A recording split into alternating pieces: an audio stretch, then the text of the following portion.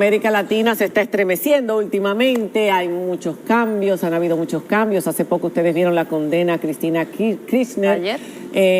¿Ayer? Antes de ayer. Ayer mismo. No fue antes de ayer, a 6 años y a inhabilitación de candidatura. Pero ahora lo que ocurrió en el día de hoy realmente no es algo raro en este país. Estamos hablando del Perú.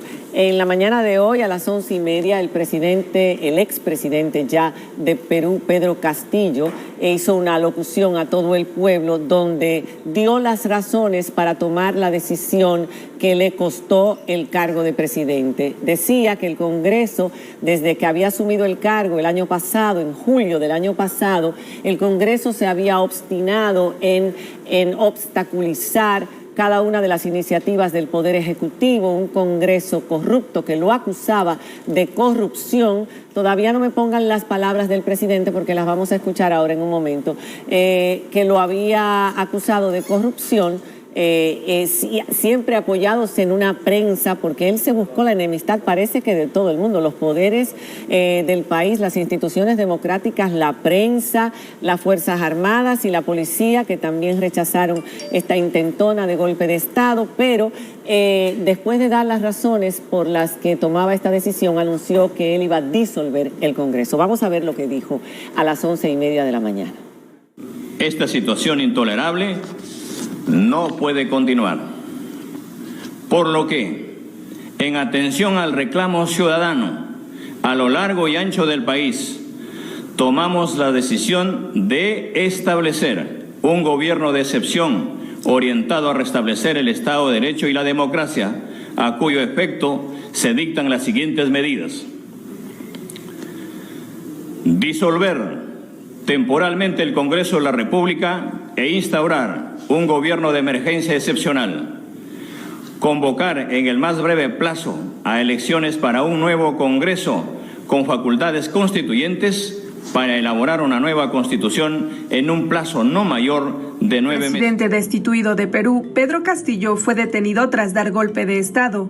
Así reportaron los medios El Comercio y TV Perú. Después de eso, como estamos viendo, el presidente, al no recibir el apoyo, porque él pensó, no sabemos qué pasó por la cabeza de él, qué era lo que tenían en la cabeza, pero pensó que iba a recibir el apoyo de las instituciones. En el mismo discurso atacó la prensa, atacó las instituciones democráticas del país, los cuales todos le dieron la espalda, incluyendo lo más importante, las Fuerzas Armadas, claro, y la policía del Perú, que dijeron que no iban a aceptar actos inconstitucionales que violaran el Estado de Derecho, que ellos se apegaban a las leyes, y por ende el presidente fue detenido. Y es interesante, hay imágenes de él cuando estaba detenido toda la tarde del día de hoy, ahí está, con el jefe de los ministros de él, que lo estuvo acompañando, lo estaban interrogando, por supuesto. Ahora será procesado, ya veremos cuáles serán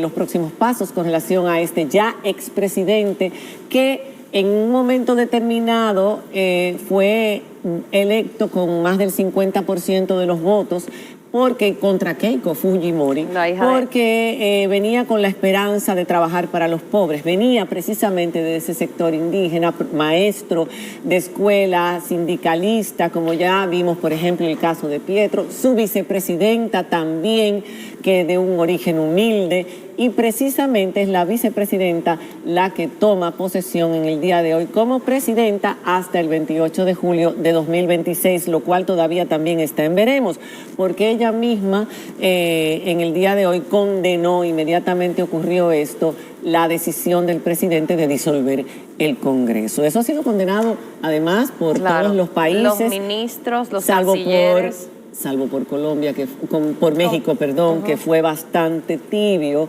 y la OEA.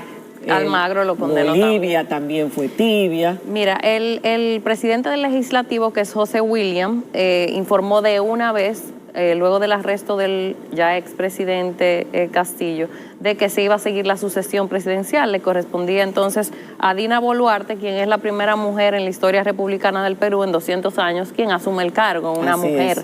Ella era ministra incluso hasta hace poco, y luego dimitió. Primera vicepresidenta. Ajá, además. Primera vicepresidenta, y dimitió de ese cargo para asumir la vicepresidencia. Entonces le cayó esto ahora, ella se comprometió bajo Dios y la Constitución de que iba a cumplir con la Constitución del Perú y que lo primero que iba a activar era la lucha contra la corrupción, que precisamente el presidente Castillo había sido acusado por la fiscalía de su propio país de corrupción, por la misma fiscalía hace poco, y la prensa, en una rueda de prensa. Pero yéndonos para atrás, este país tiene una historia un poco convulsa desde siempre. Alberto Fujimori, quien gobernó desde 1990 hasta 2000, es considerado por muchos como un dictador por sus crímenes contra la humanidad, por los que hoy en día está sentenciado a prisión, aunque fue absuelto hace poco también a sus 83 años por sus condiciones de salud. Pero él en 1992, hace 30 años justamente, también se dio lo que se considera un autogolpe, como hizo Pedro Castillo hoy, para impedir que lo quitaran del cargo de presidente. Y ahí se quedó como un autócrata y las fuerzas contra los crímenes trataban de quitarlo, pero él duró esos 10 años gobernando. Y aunque fue luego sentenciado, fue un presidente dictatorial definitivamente. Pero hay algo interesante, esta es la 6ª vez que Perú tiene un nuevo presidente en menos de 5 años. Y todos han tenido periodos presidenciales muy cortos, todos acusados de corrupción, los últimos 6. Manuel Meriño, que duró del 9 de noviembre del 2020 al 15 de noviembre del 2020, dimitió en medio de las intensas protestas que también tenía este presidente Castillo en medio de la pandemia. Martín Vizcarra, del 2018 al 2020 gobernó, fue expulsado del cargo después de un segundo juicio político, al igual que Pedro Castillo, que lo encontró moralmente incapaz de gobernar Perú. El tercero es Pedro Pablo Kuczynski, quien fue acusado de recibir sobornos de Odebrecht, uno de los casos más famosos. Estuvo en un proceso judicial durante 8 largos años, aunque luego fue absuelto. Ollanta Humala gobernó de 2011 a 2016, también acusada de corrupción. Alan García terminó suicidándose luego de que se le acusara de recibir sobornos por Odebrecht. Y Alejandro Toledo, es el más lejano, 2001-2006, también acusado de recibir sobornos por Odebrecht. Una historia súper convulsa. Sí, ese país ahora está sumergido en una crisis política y social, una crisis que tiene que tratar de resolver. Y lo bueno es que lo que se espera, y es lo que han dicho la mayor parte de los gobiernos, es que se resuelva de una forma pacífica y democrática, respetando la constitucionalidad y el Estado de Derecho. Y me gustó muchísimo, yo lo quiero leer, el comunicado de las Fuerzas Armadas y la Policía Nacional, porque ustedes saben que los presidentes son varios los poderes, está el poder ejecutivo, pero está el poder legislativo, está el poder judicial. Si usted se pelea con todos los poderes, como el caso de este presidente, que se peleó además con el cuarto poder, que es la prensa, se peleó con todas las instituciones. Aquí yo tengo la lista de las instituciones a las que señalaba constantemente, hasta el Defensoría del Pueblo, el Poder Judicial, las Fuerzas Armadas, la Policía, bueno, eso no, pero la Fiscalía, Poder Judicial, Tribunal Constitucional, la Defensoría del Pueblo, en fin.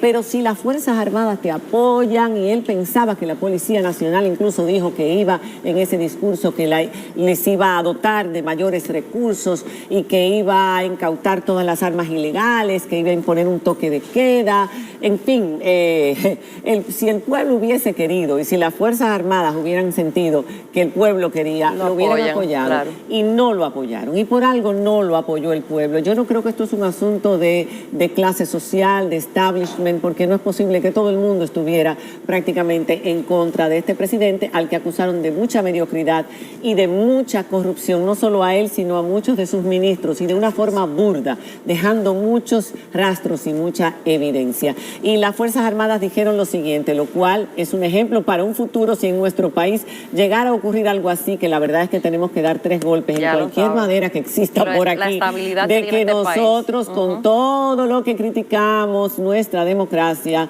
estamos más o menos estables. El Comando Conjunto de las Fuerzas Armadas y la Policía Nacional emitieron un comunicado tras la decisión de Pedro Castillo de cerrar inconstitucionalmente el Congreso de la República a horas de discutir la tercera moción de vacancia por presuntos actos de corrupción en su gestión, porque el Congreso iba a someter por tercera vez una moción de vacancia. Vacancia es cuando tú dejas un cargo vacante que no tiene para sacarlo por incapacidad moral al presidente. Y en este caso sí tenía todo el apoyo. De hecho, lo sacaron 101 de los congresistas que votaron para que saliera vacado, como les llaman ellos. Cualquier acto contrario al orden constitucional establecido constituye una infracción a la Constitución y genera el no acatamiento de las Fuerzas Armadas y la Policía Nacional del Perú. Se invoca a la ciudadanía a mantener la calma y confiar en las instituciones legalmente establecidas. Y en eso hay que felicitar a los peruanos porque este proceso tan delicado y tan peligroso para la democracia ha sido tratado en el día de hoy sin una sola revuelta, sin derramamiento de sangre. Y yo creo que es un pueblo... Y ojalá que continúe así para que esta presidenta logre, si ya ella llega hasta el 26 o si convoca elecciones el año que viene, pero que logre unidad y que se restablezca la fe en los políticos, porque el pueblo no quiere ni siquiera a los congresistas, que son todos también... sí, este hombre en buen dominicano se puso adelante y le salió muy mal. Y creo que el pueblo peruano aprendió de su historia y lo peligroso que es que una persona declare un estado de excepción para tener todo el poder sobre el país. Es como si estuviéramos en la pandemia, en el estado de emergencia, y el presidente dicta lo que le da su Que aprendamos todos eso de fue eso, lo que todos los gobiernos de América Latina, y nunca más volvamos al pasado. Señores, hacemos una pausa y cuando regresemos tenemos a Elena con nosotros. Ustedes van a conocer a esta joven artista promesa, o ya más que promesa, del pop en español, que estuvo protagonizando On Your Feet en Puerto Rico y que acaba de hacer una producción junto a Kobe Quintana. Cuando regresemos, Elena con nosotros.